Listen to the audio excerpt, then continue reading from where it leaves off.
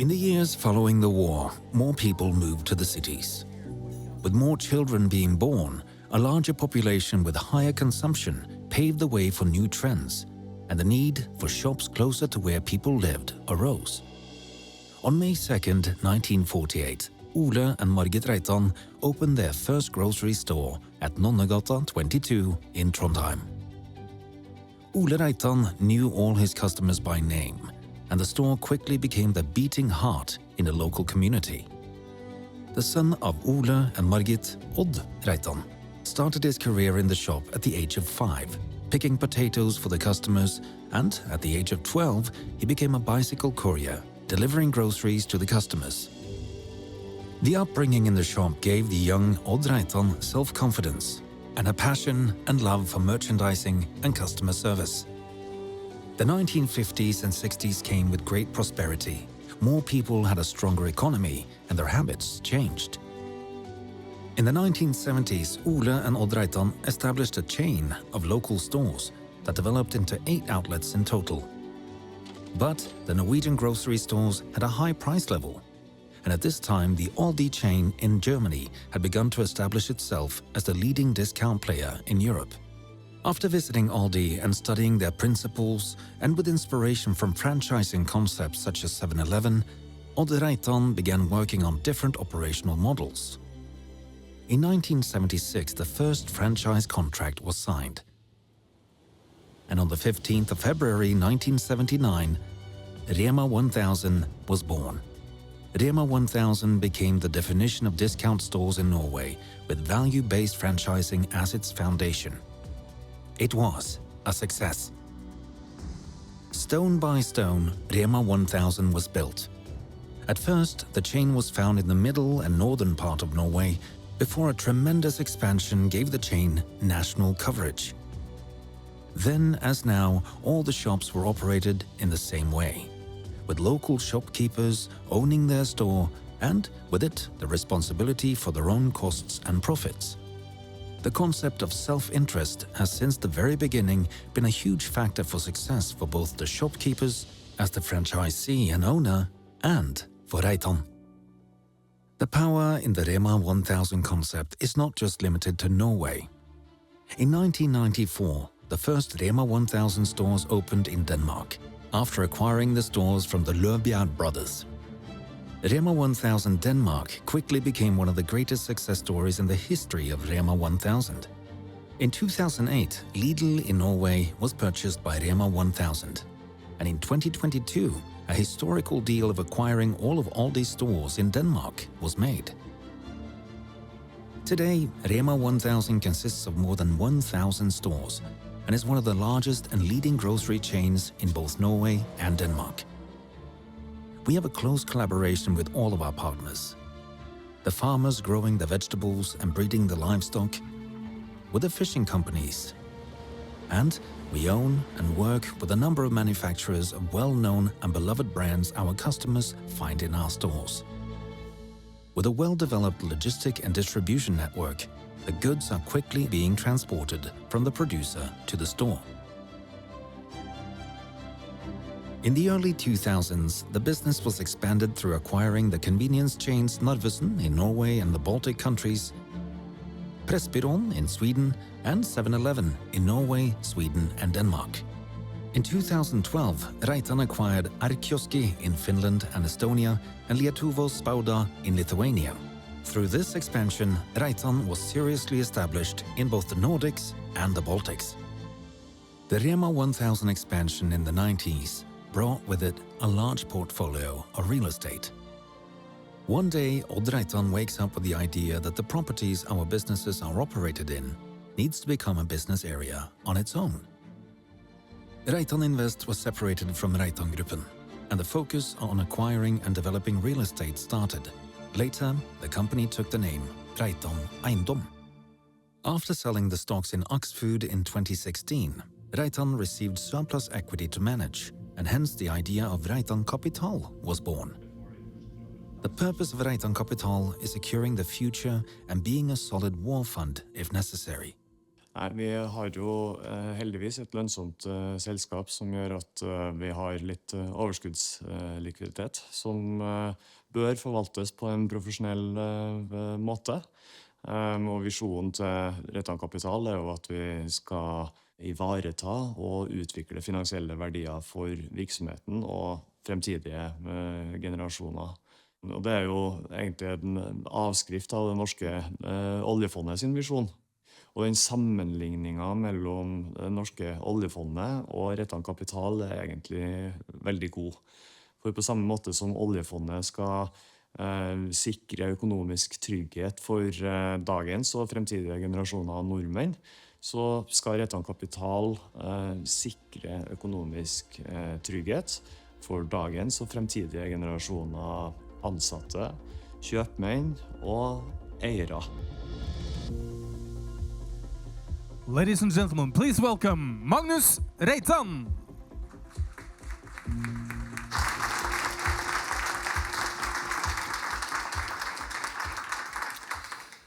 Thank you, and welcome to Lade Gaard and to our first ever Kapitaleierdagen, or Asset Owners Day. So this is a conference for asset owners hosted by an asset owner.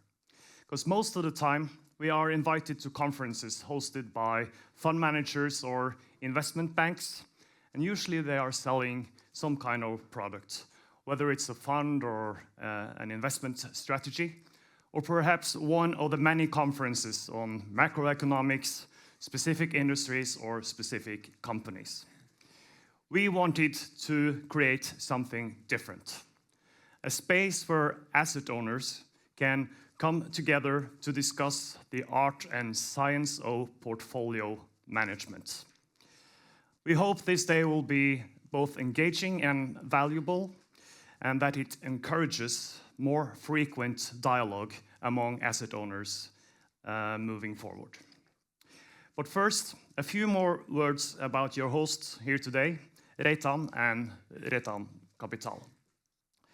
As you've already seen, my grandfather opened this store here in Trondheim in 1948. Sales on the first day was 25 kroner and 50 øre.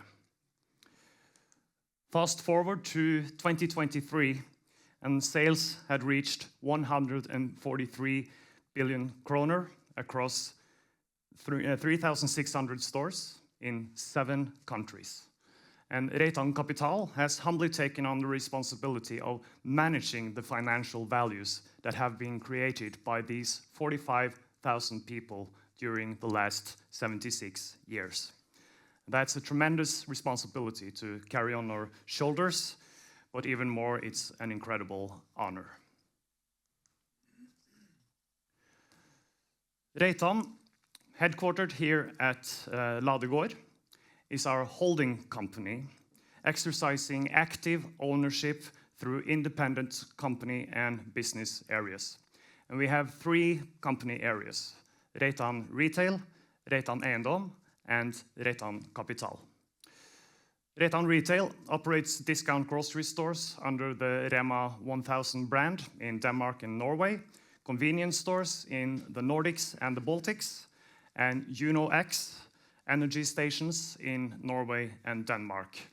Although UNO-X is probably best known for its professional cycling team, which has competed in the last 2 editions of the Tour de France. Reitan Eiendom is our real estate investment company, focusing on city center properties in Trondheim, Bergen, and Oslo, and logistics, industrial, and retail properties across Scandinavia. Reitan Eiendom generates an annual rental income of 1 billion, has total assets exceeding 45 billion, and owns properties totaling 2 million square meters. And Reitan Kapital is our newest and currently the smallest of the 3 company areas. However, the group's long-term goal is for the 3 company areas, Reitan Retail, Reitan Eiendom, and Reitan Kapital, to become relatively equal in value over time. In other words, Reitan Kapital is not just a source of capital for the rest of Reitan. It's a company area in its own right, which we plan to grow aggressively in the coming years. In addition, we have 3 separate companies: Britannia Hotel, Nye Hjorten Teater, which is a theater that we are opening in January next year, and POMO, or Posten Moderne, which is an art museum that we are opening in February next year, just across the street from Britannia Hotel. Our vision in Reitan Kapital is to safeguard and build financial wealth for the business and future generations. To safeguard this wealth, we need to generate return at least equal to inflation, and to build wealth, we need to create real returns, which again requires taking calculated risks. We are not only building wealth for future generations' owners, but also for future generations of employees and franchisees. We want our 45,000 people to go to work every day with confidence, knowing that they have a financially secure employer, one that can weather tough times and seize business opportunities when they arise. We seek to maximize returns within acceptable levels of risk. And acceptable levels of risk are defined by our benchmark, which is composed of 60% global equities and 40% global fixed income. And we have selected the most globally diversified equities and fixed income benchmarks that are readily investable. Our equity portfolio serves as the growth engine, and the fixed income portfolio reflects Reitan Kapital's role as a liquidity buffer. And additionally, this benchmark defines our risk appetite. We aim to build a portfolio that over time maintains the same level of risk measured by volatility and maximum drawdown, while seeking to generate higher expected returns than the benchmark. We achieve this by diversifying even more than our benchmark, which helps reduce volatility without sacrificing expected returns. Again, this allows us to reintroduce risk to the portfolio to meet our volatility target, creating a portfolio that aligns with the benchmark's risk profile while generating higher expected returns. We follow an evidence-based investment philosophy. Investment decisions are driven by research and data rather than assumptions, speculation, or anecdotal evidence. This includes analyzing historical returns data, understanding market efficiency, applying modern portfolio theories, and using statistical methods to assess risk and return. We have defined 4 main principles. The first one is a long-term perspective. And in fact, as a family-owned business, eternity is our perspective, which increases our risk tolerance. We can manage short-term volatility and drawdowns, viewing them as the price we have to pay for long-term excess returns. The second principle is diversification, which is, as we all know, the only free lunch in investing. A well-diversified portfolio has the same or even sometimes higher expected returns compared to a less diversified portfolio, yet with dramatically lower volatility and drawdown risk. So our equities portfolio is exposed to 10,000 companies, roughly 10,000 companies across industries, geographies worldwide, both listed and unlisted. And our fixed income portfolio is a global mix of government and corporate bonds. Additionally, we have included alternative sources of diversification, such as catastrophe bonds, music rights, art, and market-neutral multi-asset strategies. Oh, not to forget liquidity. All excess cash in Reitan is channeled to Reitan Kapital. So capital flows in and out of Reitan Kapital on a weekly basis. So Reitan Kapital serves as a buffer for the whole group in challenging times, and we also provide liquidity when business opportunities arise. And so far we have experienced both scenarios. During the pandemic, our convenience stores at airports and train stations, they lost all their customers overnight. And Reitan Kapital had to serve as a buffer to support our franchisees during that difficult time. And recently, Entra, one of Norway's largest real estate investment companies, they sold its 6.5 billion portfolio in Trondheim, and Reitan Kapital contributed 3 billion kroner to enable Reitan Eiendom to acquire the whole portfolio. In short, Reitan Kapital needs to maintain high liquidity, and we have a maximum of 20% of our portfolio in illiquid assets, and at least 60% of our portfolio should be accessible within 3 business days without incurring significant trading costs. The last principle is well known to us from our discount grocery stores, where low cost is the single most important competitive advantage. But we still see it as just as critical in investing. If, for example, you incur unnecessary costs in your investment organization of, say, 1 million kroner, you not only lose that 1 million in returns for that year, but you lose the returns on that million forever. So the compounding effect of 1 million for eternity is infinite, which made me realize that the cost of hosting this conference is also infinite. I showed you this slide earlier, proudly highlighting our 3,600 stores across 7 countries and our 45,000 people. So I decided that Reitan Kapital deserves its own moment of recognition. So I created a similar slide for Reitan Kapital.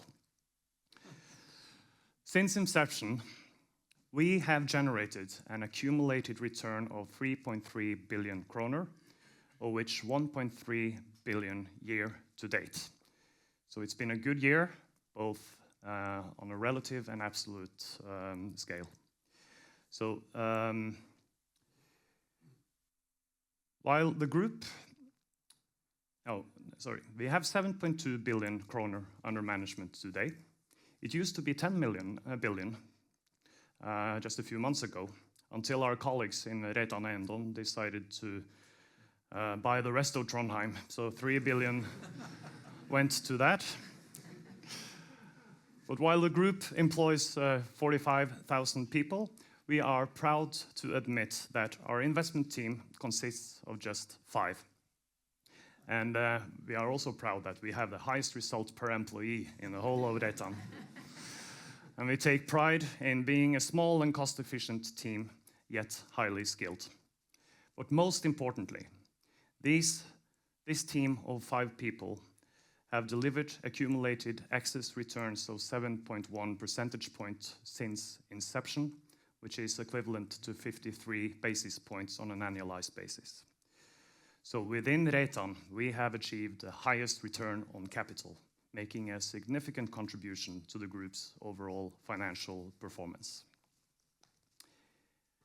Now, it's my great honor to introduce today's moderator.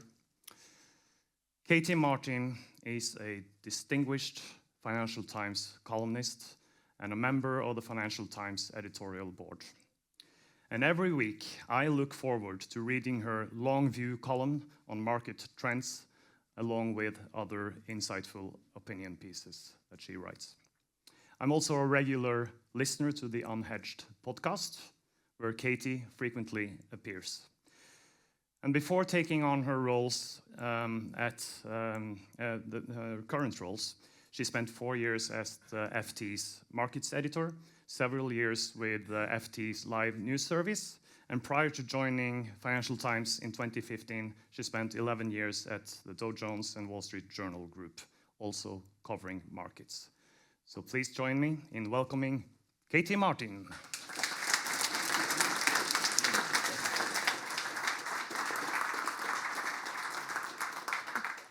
I thought you were going to have 3 versions of me sitting in front of you then. Thank you so much for coming along today, and thank you so much to Magnus and to Håkon for inviting me along to this event. I am comfortably the least interesting person you're going to hear from today. We've got an incredible set of people who are going to share their insights with you.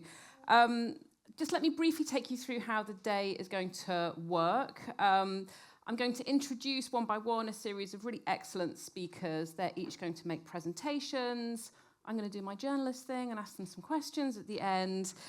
If we've got time, there'll also be scope for a little bit of Q&A from you in the audience. And then towards the end of the day, there's a panel discussion.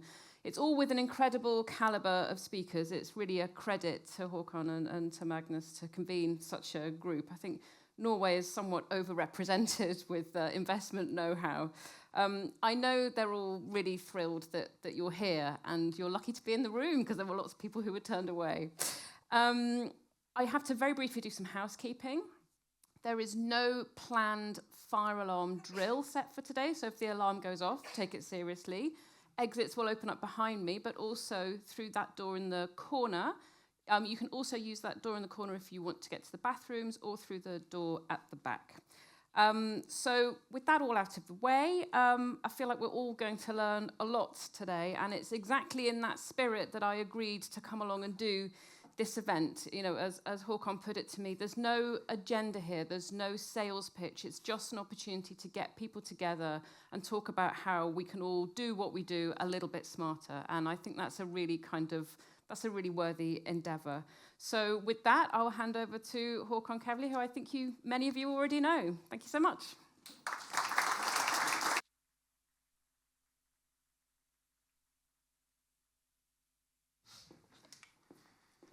Thank you, Katie.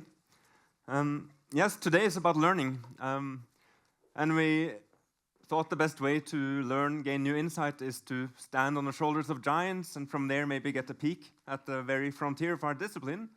And we have gathered a handful of true giants of their fields here today, and we also have a giant of financial journalism to guide us through the program. So we are very, very excited about this. We are proud of the lineup. We have picked literally from the top shelf of each field to find the speakers for this event. And each field is selected to address one particular step of our investment process. And the investment process is what I will start talking about now. I'll try to warm up for the day. There's going to be a lot of dense content. I will start by showing you a little bit about how we think about the topics that the lectures will dive into later.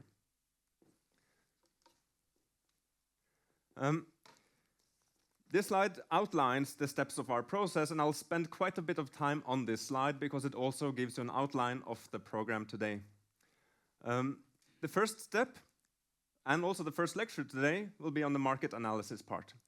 In the investment process, that's the step where we build models for expected return, standard deviations, correlations across all the asset classes that we consider.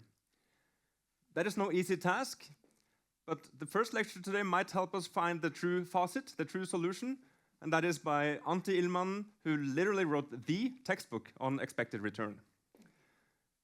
The second step of our process, and also the second lecture, is on portfolio optimization.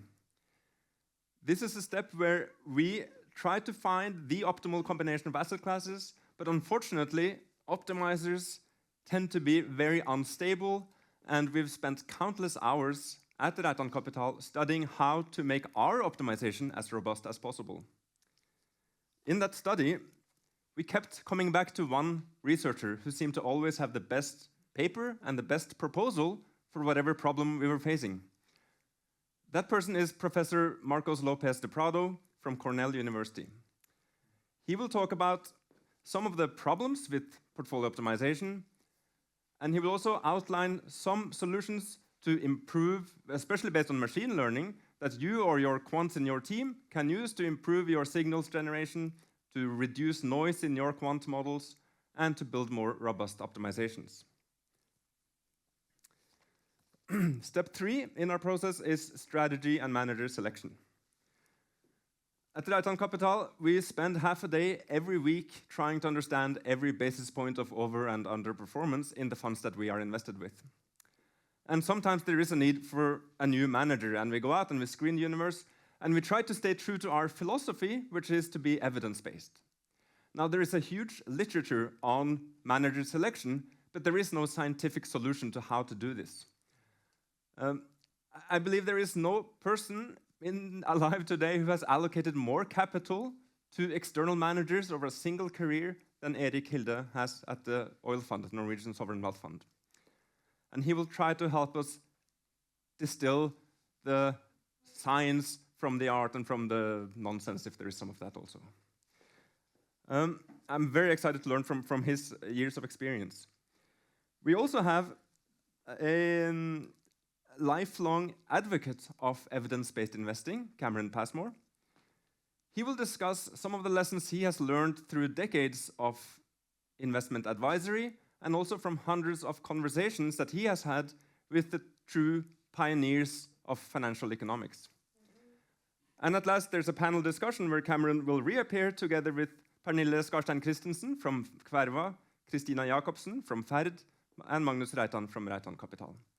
They will discuss how they invest in practice and whether or not they take home some actionable insights from the program today. There are 2 more steps in our process: implementation and reporting. Those steps are equally important, but they were not sexy enough to justify their own lectures today. But I will talk a little bit about them anyway. At Reitan Kapital, we are a small team, as was presented earlier, but we do believe we have quite an institution-like setup. And I think we can have very efficient implementation. We ensure efficient execution of trades by trading directly with market makers on Bloomberg EMSX. We manage our interest rate exposure globally, all curves, dollars, yen, euros, pounds, and so forth. We have access to the best managers out there. And I could continue like this, but it would sound too much like a sales pitch, and that's what we agreed we're not doing today. We all agreed we leave our sales agenda here at the entrance, and we're here to learn. So that's what I'll continue. I'll keep my part of that deal. I'll spend the rest of my 14 minutes and 50 seconds here now warming you up effectively for the content that will come later. And I will speak specifically about our capital market assumptions, which is the first lecture to come after, and then I will speak a little bit about our portfolioization and how we think about the problems that we have there. Our capital market assumptions is where we effectively build the models that help us evaluate how our investment decisions live up to our mandate, to how they affect our portfolio, our liquidity, our expected return, volatility, and so forth. The main parameters that we build models for are expected returns, standard deviations, and correlations. Of these parameters, the standard deviations are possibly the easiest to find an estimate of. There we simply use empirical data, and there's not a very exciting model to talk about. Correlations are much more tricky. First of all, they have an outsized effect on the portfolio optimization, so it's very important that it is as accurate as possible. And there's also a lot of structural breaks and other sources of noise in the correlation matrices. This will be a major topic of Professor De Prado's presentation, and I will get a little bit more on that in the portfolio optimization step. I will first now talk about the expected return part of our CMA. That's the part of the CMA that gets the most attention. I'll cover the 2 most important asset classes we have is public equities. Our model for public equities is based on the logic of a Gordon growth model. That effectively means that our long-term expected return in equities is a function of dividend yields, expected dividend growth rates, and expected change in valuation multiples. Dividends and their growth rates, that depends on earnings and the payout ratio. Earnings, again, depend on sales and profit margins.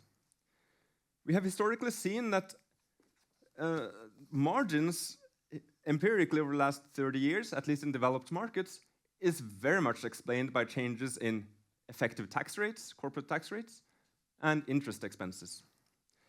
Last year, we managed to infiltrate the unhedged column, actually, with parts of our analysis, which showed that we had the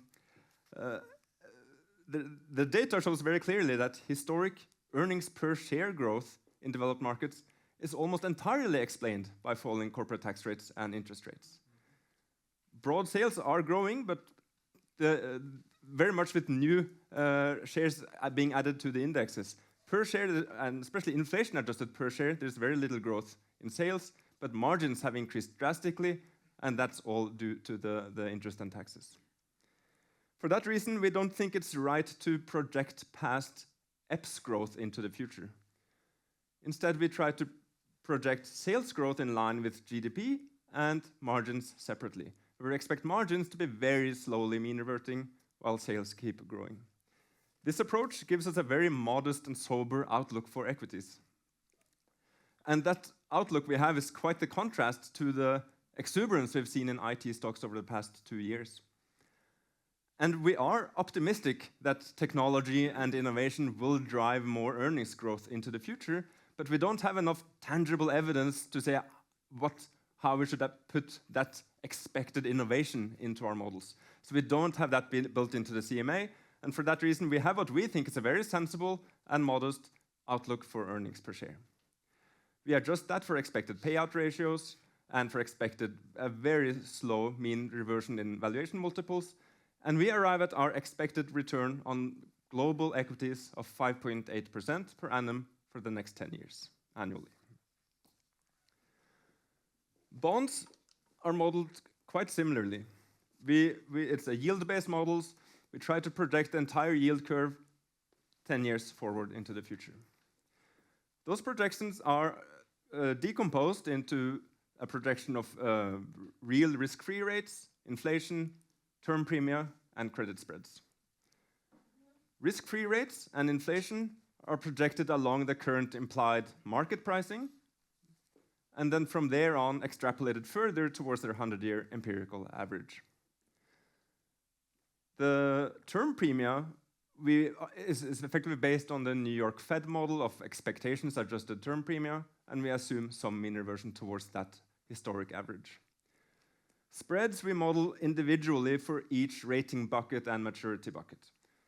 Here we have very good empirical data on historic spread movements, and we can effectively estimate the pace of mean reversion for each bucket of ratings and maturities, and use that to project 10 years forward. This gives us effectively an annual complete yield curve every year forward, which enables us to calculate the implied bond returns in each of those buckets. This effectively is just simple bond math at the end there, and that also will implicitly account for roll down and so forth. We do some adjustments inspired by Ilmanen on spread capture, which reflects effectively defaults and bad selling from credit migration and so forth. The advantage of this approach is that we have annual expected returns going forward, but our CMA horizon is 10 years.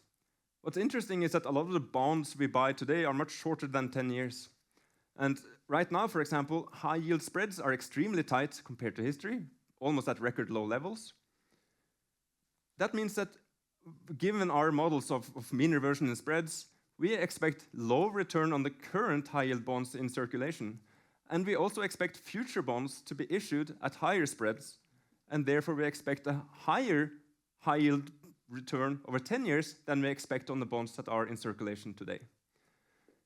That effectively implies that our short-term forecast for high yield bonds is lower than the long-term strategic expected return, and that's also reflected in our tactical allocation, having a slightly lower allocation to high yield than our strategic long-term allocation.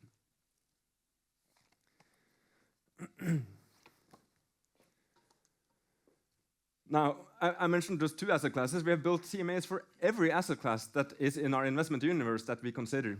And some of them are more tricky than others. We have a very free and flexible mandate. Our mandate doesn't tell us at all what we can invest in, as long as we have sufficient liquidity in our portfolio and we target the volatility of the benchmark. That's the only requirement. That could lead us to an extremely exotic portfolio. But in practice, we don't do that. We have a very benchmark. Our portfolio resembles benchmark very closely, very much because we stay true to our principles and our philosophy. And that sort of lack of active tilts is also not due to a lack of effort. It is maybe rather a reflection that our benchmark is nearly unbeatable. The benchmark includes more than 9,000 stocks, almost 10,000 stocks, and more than 34,000 bonds. The benchmark is extremely diversified. It can be implemented at extremely low cost, and it just makes sense for a long-term investor. So in other words, the benchmark is almost the perfect embodiment of our principles and philosophy. But we do believe that there is some evidence to suggest that we can add other building blocks to the portfolio to improve risk-adjusted return. And to find those building blocks and evaluate them, we go to the portfolio optimization step.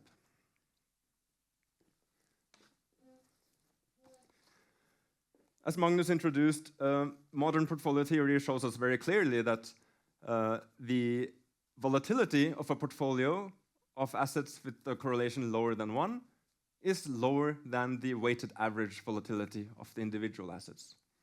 But the return on a portfolio is exactly equal to the weighted average return of each asset. That means that just by simple constructing any portfolio, you will have more return per unit of volatility than the assets on their own. That is the free lunch of diversification. And this fact is as close to evidence as our dismal science gets, but we can it makes it also very tempting to try to be very smart about our diversification efforts. And there are at least two major problems that arises here. One is that markets are nearly efficient. And if they were perfectly efficient, that would just mean that if we try to be smart and replace one benchmark asset with another and do some internal allocation, all we're really doing is changing one efficiently priced asset for another, having no improvement to risk-adjusted expected return, but possibly adding costs or reducing liquidity. That doesn't mean we never do that. I just mentioned the example where we think there is good reason to have a slightly lower weighting in high-yield bonds right now than we think is the optimal long-term strategic allocation. But the more important use of optimization at Reitan Kapital is to evaluate new building blocks that possibly bring us closer to the true market portfolio, or perhaps we want to be overweight relative to the market portfolio if we think there is some structural reason for a mispricing in that asset class. Magnus mentioned catastrophe bonds as an example that we have recently, or it's now almost 2 years since we added it to the portfolio, but it's an asset class that we find very interesting. It is a liquid asset class that's traded every day. We can observe the prices, and they have both empirically and almost by definition, zero correlation to the market portfolio and to our portfolio. But despite that zero correlation, which in an efficient market should yield no risk compensation, they do yield, in fact, very good risk compensation, and it contributes significantly to risk-adjusted performance, also when measured on tail risk.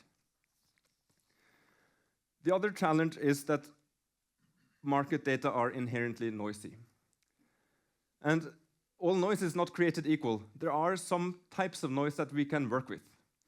The fact that prices and returns are volatile and move all the time, that is noise, but that's a kind of noise that we can work with. That's the type of noise that the efficient frontier is designed to reduce to its minimum. But in order to find that noise-reducing efficient frontier, we need accurate estimates of the parameters, and that is specifically accurate estimates of standard deviations and correlations. If we have inaccurate estimates of these inputs into the optimizer turns into an error maximizer.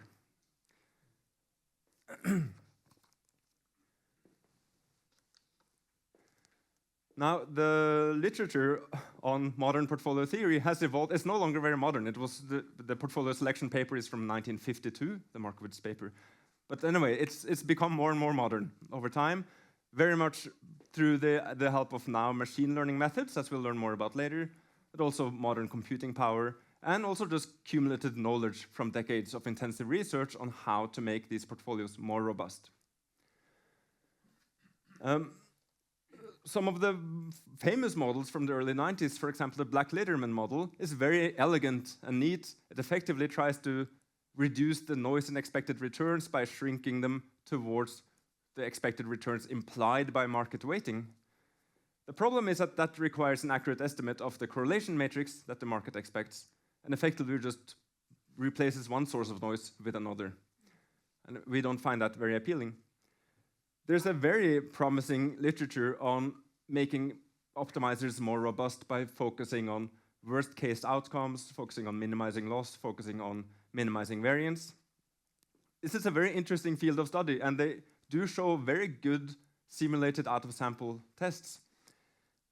The problem with this is that for us, we prefer to use methods that preserve our true objective function, which is to maximize the Sharpe ratio. And we prefer models that maintain as much of the signal we believe we have in our CMA. And a lot of these methods, for example, disregard expected returns completely.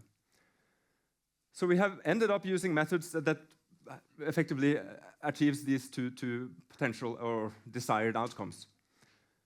One is that we denoise our correlation matrices or covariance matrices using the methods that Professor De Prado will talk about later today.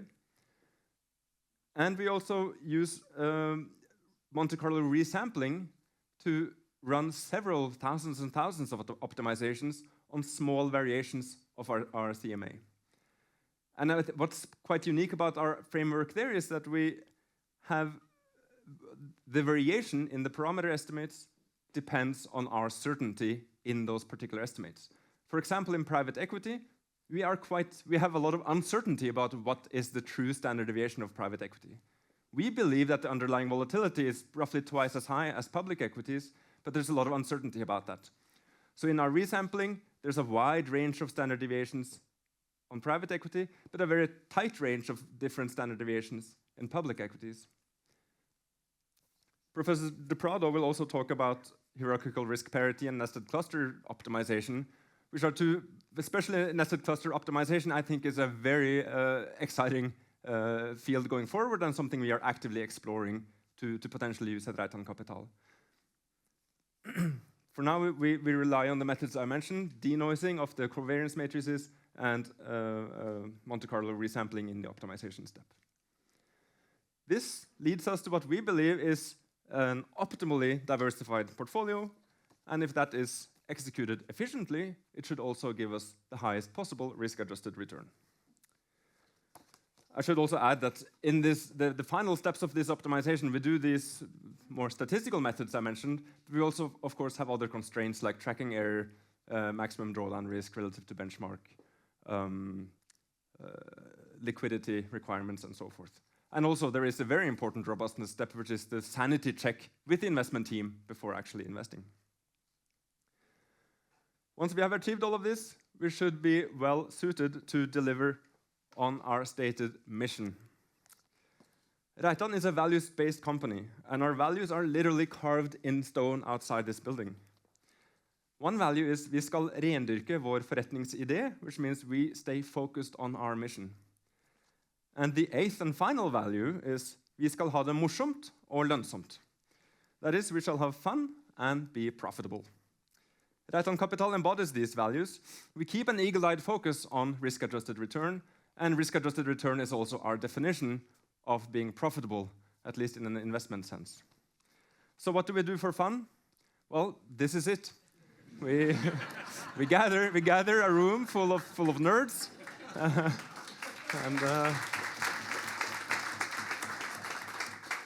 we gather a room full of nerds. We gather a handful of thought leaders, and we ponder together the most difficult problems we face day to day. And at last tonight we will wine and dine like the old Lade Gaards once did in this place 1,000 years ago. Thank you.